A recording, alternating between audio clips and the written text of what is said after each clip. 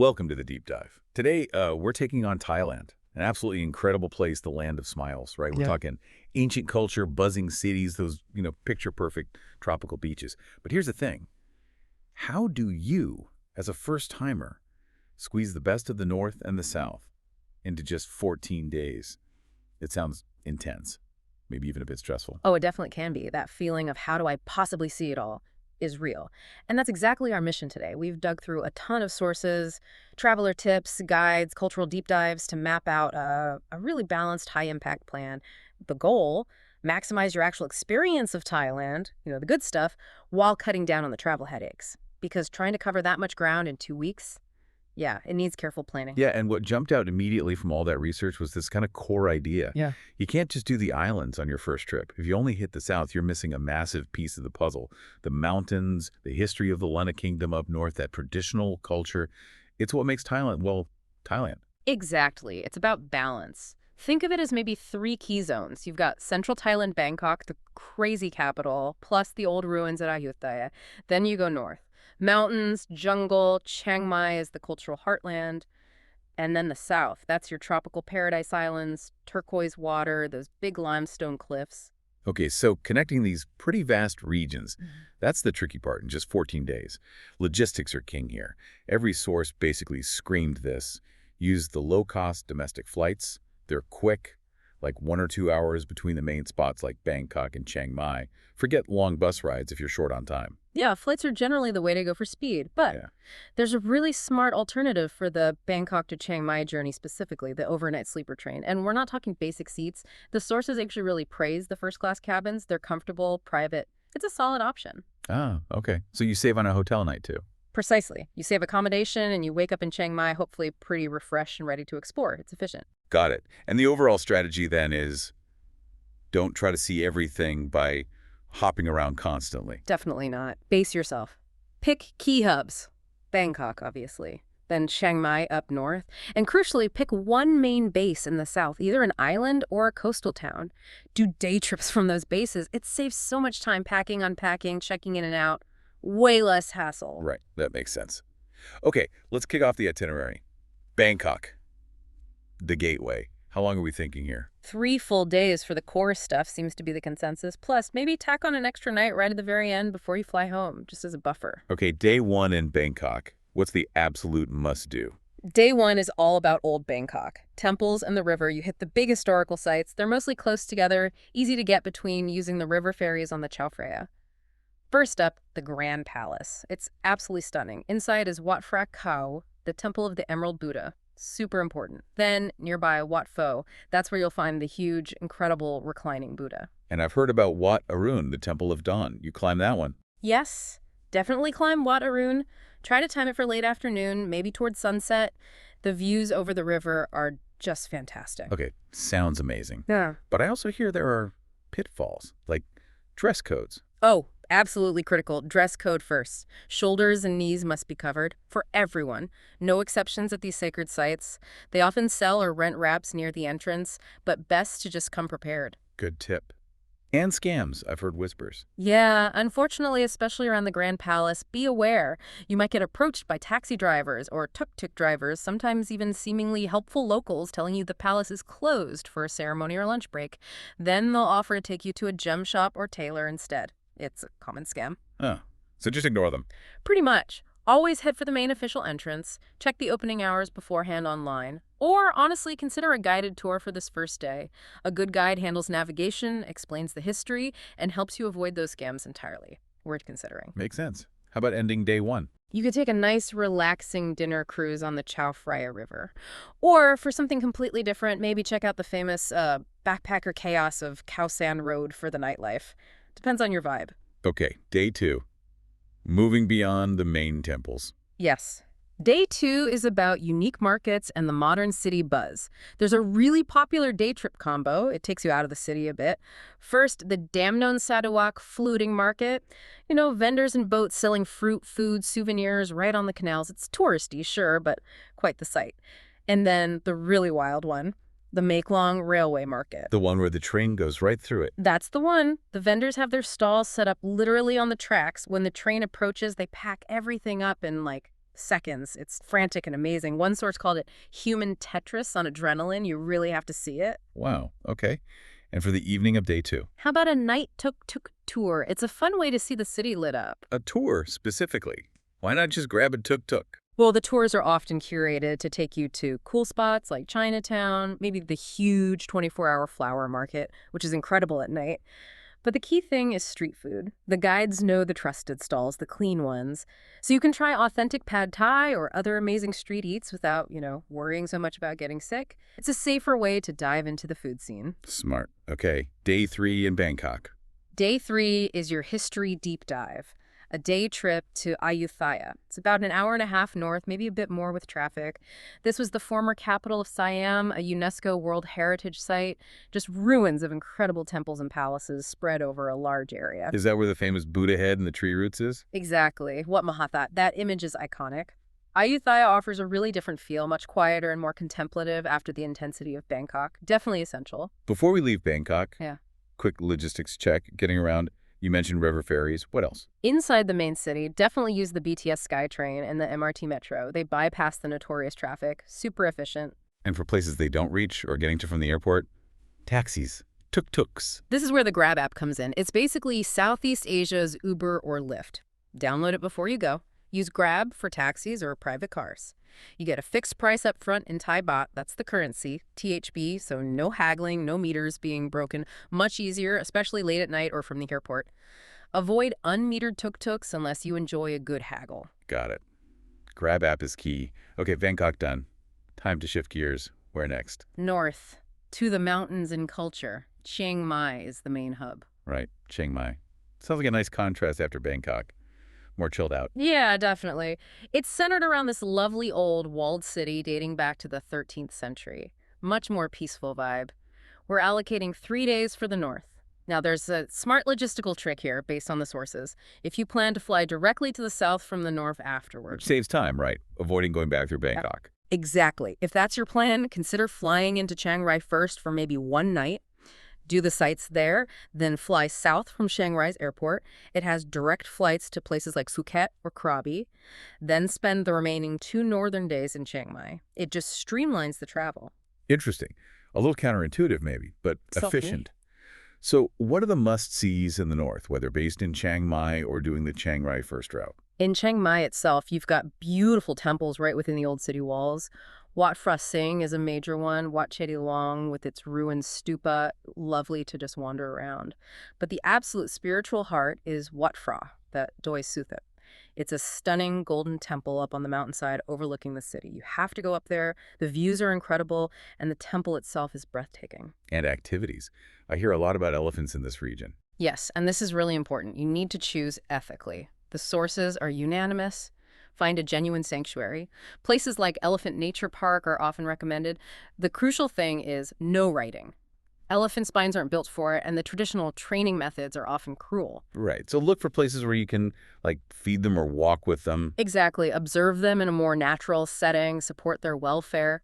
Focus on ethical encounters. Cooking classes are also super popular and fun in Chiang Mai. Okay, good advice.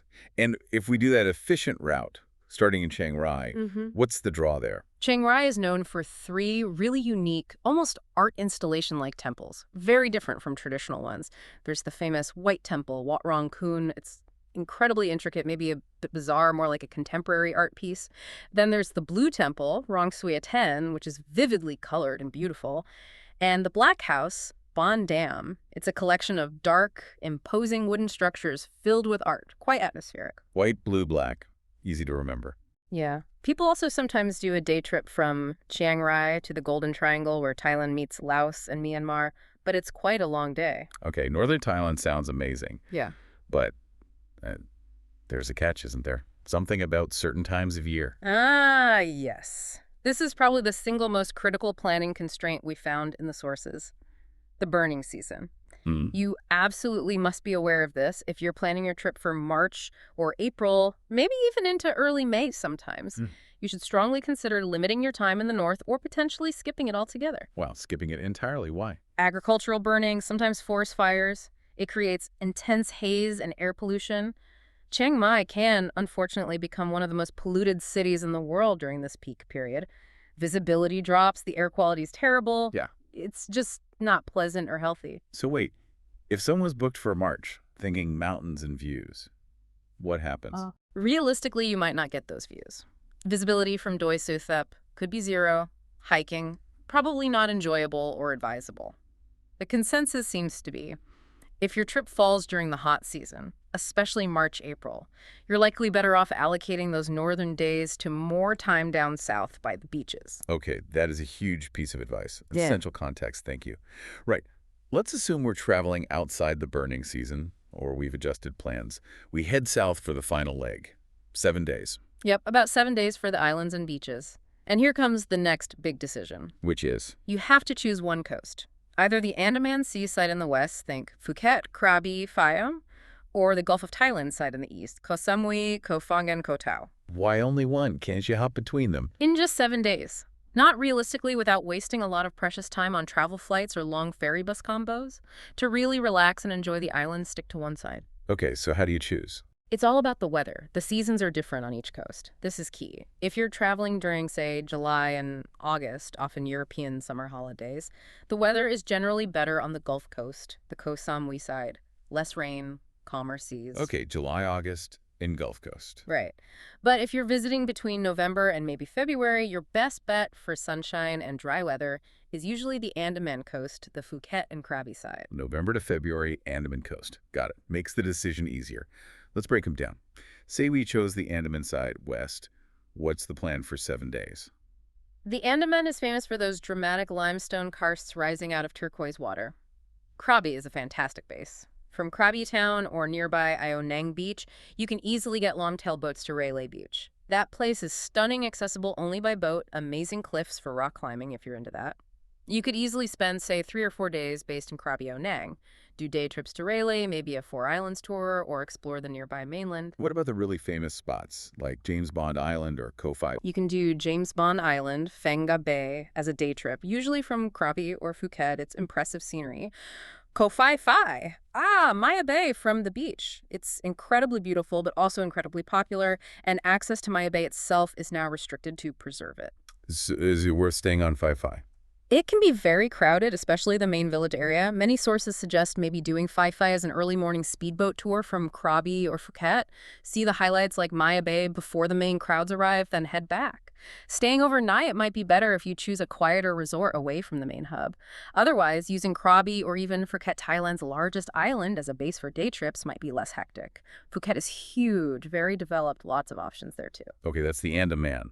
Now, what if the timing dictates the Gulf Coast, east, Koh Samui, Phangan, Tao? How does 7 days look there? Right, if you're heading east. Koh Samui is the biggest island, the most developed. It has its own airport, lots of resorts, restaurants, shops. Good for families, or if you like more amenities, maybe a bit of luxury. It's also the best base for trips to the Ang Thong Marine National Park, fantastic archipelago for snorkeling and kayaking day trips. So maybe start with 3 days on Samui. Okay, 3 days Samui, then the other 2 islands, Phangan and Tao. Yeah, you've got about 4 days left to split based on your interests. Koh Phangan is next door. It's infamous for the full moon party at Hodrin Beach. Right, the massive beach party. Yep. If that's your scene, you time your visit accordingly. But it's crucial to know Phangan has a totally different side. The north of the island is much quieter, more bohemian, lots of yoga retreats, wellness centers, beautiful secluded beaches, so it caters to completely different crowds. Interesting. Party or peace. And Koh Tao. Koh Tao is the smallest of the 3, and it's all about diving. It's world-renowned as one of the best and cheapest places to get your PADI open water scuba certification. Great reefs, lots of dive schools. If you're a diver or want to learn, you definitely dedicate 2 or 3 days here. Excellent snorkeling, too. So Samui for base access, Phangan for party yoga, Tao for diving. Cool. That clarifies the south choices a lot. Yeah. All right, we have the structure. Bangkok, north, then pick a coast. Let's just nail down some final practical tips to make these 14 days smooth. We mentioned flights are generally best between regions. Yes, prioritize domestic flights for the long hops like BKK to CNX or CNX down south, or that overnight train BKK CNX. It just saves so much valuable time compared to, say, a 10, 15-hour bus ride. The cost is worth it on a tight schedule. Currency, easy to get. Thai baht, THB. ATMs are everywhere. For exchanging cash, the advice is usually to wait until you're outside the airport arrivals hall. Look for bank exchange booths. They generally offer better rates than the ones right by baggage claim or in your home country. Connectivity. Can I rely on hotel Wi-Fi? It can be patchy. Best bet. Get a local SIM card right when you arrive at the airport. They're cheap, easy to set up, and having data is super useful for maps. Grab looking stuff up on the go. Highly recommended. Okay, SIM card, Grab app. What about just basic cultural stuff, things not to do? Good point. Etiquette is important. Always take your shoes off before entering someone's home, or even many shops and guest houses, and definitely before entering temple buildings. Look for the pile of shoes outside. Show respect for the king and the monarchy. Avoid any critical comments. It's a very sensitive subject and actually illegal. And personal space. Yeah, two key things. The head is considered sacred, so don't touch people on the head, not even kids playfully. And feet are considered the lowest, dirtiest part. So try not to point your feet directly at people or especially at religious images like Buddha statues. If you're sitting on the floor, tuck your feet behind you or to the side. Simple things, but easy to forget. Good reminders. Okay, so wrapping up. That 3 days Bangkok, 3 days north, weather permitting, 7 days south on one chosen coast. That feels like a solid foundation for a first Thailand trip. Yeah, it really gives you a taste of the different facets of the country, the history, the culture, the city buzz, and that tropical paradise element. You'll leave feeling like you've actually experienced Thailand, not just seen one part of it. It's packed for sure, but totally doable with that kind of planning. Absolutely. Stick to the plan, be efficient with travel, and it works. But, we always like to leave you with something more to think about beyond this first whirlwind tour. What gems did we have to skip because of that tight 14-day limit? Oh, there's always more. We didn't even touch on places like Phuket Old Town. People think of Phuket just for beaches, but the main town has this incredible, colorful Sino-Portuguese architecture, a whole different history there from its tin mining and trading past. Really unique. Or up north, we focused on Chiang Mai and Chiang Rai. But further north, near the Myanmar border, there's Pai. It's this small, super chilled-out town in a beautiful valley, known for its waterfalls, hot springs, kind of a relaxed, almost hippie vibe. Completely different feel again. See? Those little pockets prove it. Even after an packed 2 weeks hitting the highlights, there's just so much more depth and diversity waiting. A lifetime of discovery, really. Exactly. So hopefully this plan gives you a fantastic first taste. Choose that coast wisely based on the season, be mindful of the burning season up north, and just embrace the adventure. Let us know how your own deep dive goes.